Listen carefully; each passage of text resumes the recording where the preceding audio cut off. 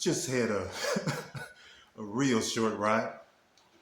Went out to ride my bicycle. I was planning to do a trail.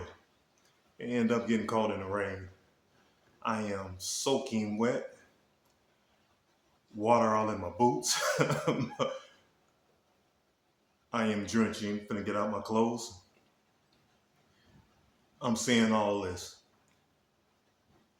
The God I serve, he reigned on the just and the unjust.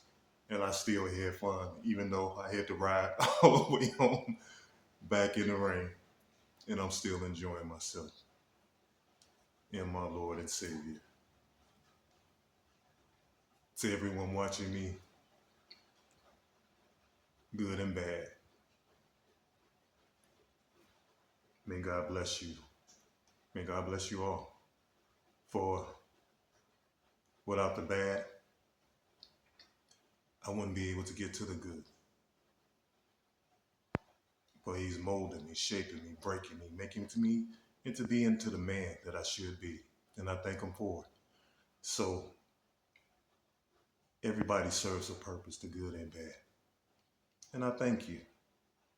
I'm truly grateful for my afflictions because it's making me a better person. And may God bless you all.